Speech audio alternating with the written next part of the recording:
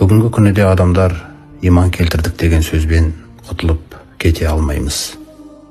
Себебі Аллах Тағала Әл-Анкабут сүресінде осы ақиқатты бізге баяндайды.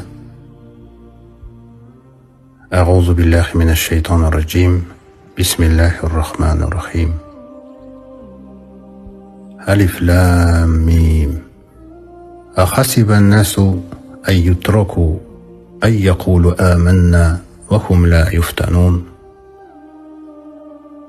Жердің бетіндегі адамдар ойлай ма, иман келтірдік деп айтқандарынан кейін қоя берілеміз деп, біз оларды сынамайынша, яғни бойсыну аманатымен.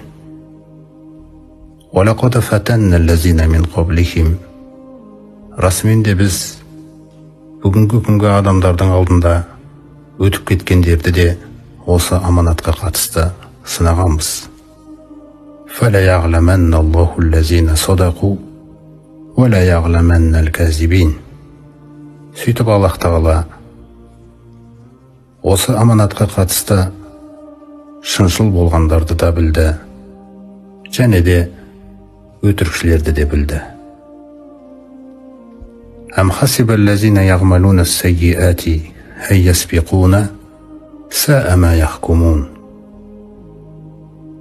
Бұл аманатқа немқұрайды қарап, білімсіз болып, әділетсіз болып, әртүрлі жаман істерді амал қылып жүргендер, күнәларды, қылмыстарды кәсіп қылып жүргендер бізден құтылып кетеміз деп ойлай ма?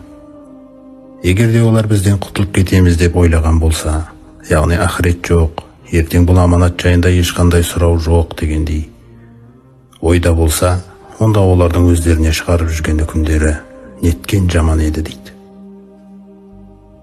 Ал енді осы аманатқа жауапкершілікпен қарағандар, Раббысына бойұсынып жүрген адамдарға келсек, мән кана ярджу лиқа Аллахи, кімде-кім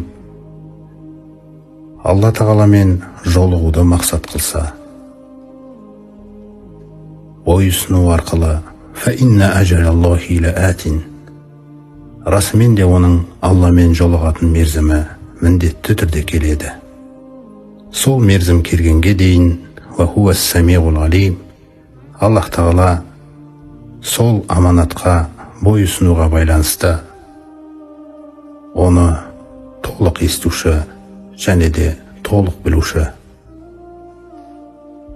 Ва ман жахада, кімде-кім осы аманатты арқалау жолында жан дүниесімен жихад қылатын болса, жігерін салып, осы бойұсынуды тамашалап атқаратын болса, фа иннама юджахиду ли нафсихи. Шынымен де ол өзінің бақыты үшін, өзінің Алланың алдындағы абыройын сақтау үшін күресіп жүрген ғана адам. Инналлаха лағанийюн анил аламин. Расымен де Аллах Тағала адамдарға әсте мұқтаж емес, ол мұқтажсыз, бай. Адам тек қана өзінің осы арқалап алған аманатын Алланың алдына абыроймен, беделмен қайтып келу үшін ғана күресіп жүрген жихады дейді. Ақиқат осы, құрметті жамағат. Алла Тағаламен екі арадағы мәміле осы бойұсыну. Осы бойұсыну біздің дүниеге келудегі түпкі мақсатымыз. Ал дүние тіршілігі тек қана осы бойұсынуды лайықты деңгейде, өте шексіз мағыналарда іске асыруымыз үшін қызметімізге жаралған ғана нәрсе.